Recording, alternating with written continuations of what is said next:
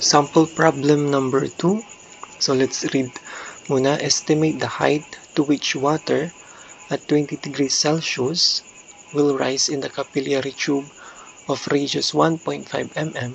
Surface tension of water at 20 degrees Celsius is equal to 0.0728 Newton per meter.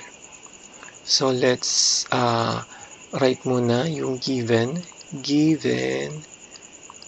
natin. So given tayo ng radius ulit.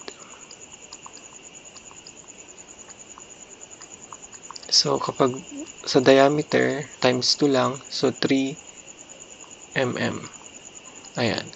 And then surface tension, the sigma is the 0.0728 Newton per meter.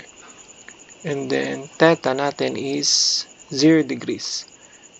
0 degrees Celsius kasi for water. And then gamma o unit weight.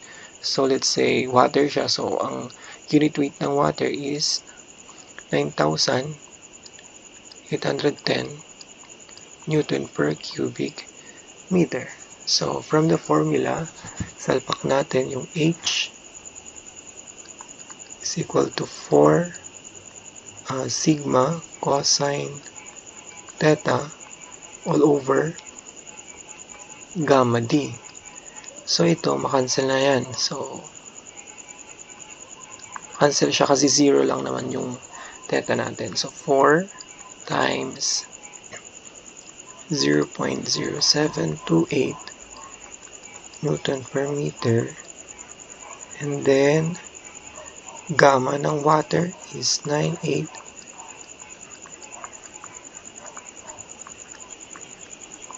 And then diameter is 3 mm. Magano lang tayo, 1,000 mm times 1 meter. So yan. Para uniform yung unit natin. So Newton. So makancel na to. So pinakita ko naman na kanina kung paano nag-come up na meter to. So yun, makancel na to. So H natin dito, here is 0.00989